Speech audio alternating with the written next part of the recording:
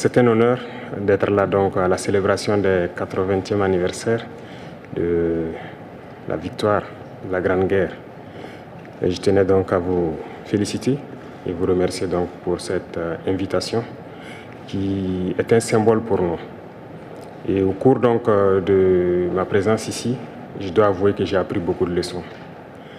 Cette séance que j'ai pu assister avant le dîner la veille, la séance culturelle, m'a fait comprendre que l'histoire et la culture sont le socle pour bâtir une armée forte et résiliente.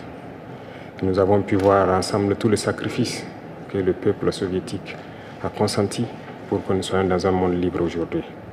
Et nous tenons donc à vous dire merci pour cette invitation, parce que ce sont des moments qui nous ont permis aussi de réfléchir à notre situation et de penser à de nouvelles perspectives. Et sur ce, je pense que les obstacles que nous avons aujourd'hui devant nous ne doivent pas nous arrêter. Et les obstacles sont une bonne chose en quelque sorte que nous devons surmonter. La preuve, je pense qu'avec toutes les sanctions contre la Russie depuis un certain temps, la Russie arrive à développer un mécanisme interne qui lui place donc au devant de la scène internationale. Et nous prenons bonne note de ces leçons que nous avons donc apprises ici. Et même au niveau de la parade, je tiens à dire que j'ai été émerveillé de voir l'enchaînement donc des engins qui ont défilé devant nous, notamment depuis le char mythique T-34 qui a gagné donc lors de la Grande Guerre, jusqu'à aujourd'hui au char moderne. Combien donc l'armée russe s'est modernisée, combien la technologie donc a participé à renforcer cette armée. Et dans ce cadre, nous souhaitons que la coopération que nous avons puisse se renforcer de façon exponentielle. Je vous remercie déjà pour tout ce qui est fait pour nous, notamment ces bourses d'études qui sont octroyées au Burkina et qui vont s'accroître. Et ce matin, j'ai visité donc l'université de chimie et je disais que le volet sur lequel nous allons axer après la défense et la sécurité, c'est le volet de l'éducation. C'est ce volet qui nous intéresse le plus, notamment les sciences.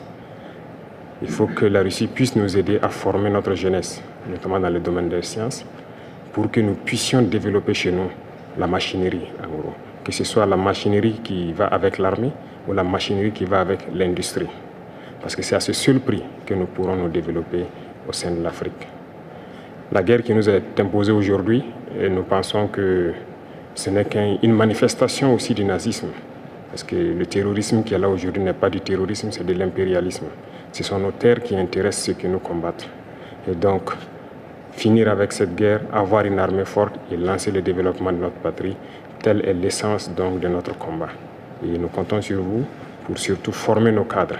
Parce que la coopération, telle qu'on le dit, très souvent en Afrique, on aime avoir beaucoup de demandes. Nous savons que vous êtes dans une opération militaire spéciale. Nous comprenons tous les défis qu'il y a. Et le lendemain, qui est incertain pour le monde entier, nous pouvons comprendre ça. Donc nous ne serons pas là peut-être à demander beaucoup de choses, à demander de l'aide ou quoi que ce soit. Mais l'aide que vous pouvez nous octroyer, c'est surtout ce transfert de connaissances que nous voulons. Et donc nous souhaitons avoir plus de bourses et voir dans quelle perspective nous pouvons nous-mêmes donner des bourses à nos étudiants pour étudier ici. Et dans un troisième temps, comment est-ce que les universités ici peuvent se dupliquer au Burkina Faso, notamment celles que j'ai visitées. Et aussi, il y a beaucoup d'autres universités dans le domaine des sciences. Comment on peut les dupliquer au Burkina Faso avec tout le laboratoire nécessaire qu'il faut pour former de manière pratique nos jeunes et que nous puissions être donc au cœur de notre propre développement. Donc c'est la demande essentielle que nous avons actuellement dans le contexte que nous vivons pour pouvoir transformer tout ce que nous avons sur place, produire beaucoup de choses nous-mêmes et que le Burkina Faso soit un hub où beaucoup de jeunes Africains vont venir et apprendre aussi la science.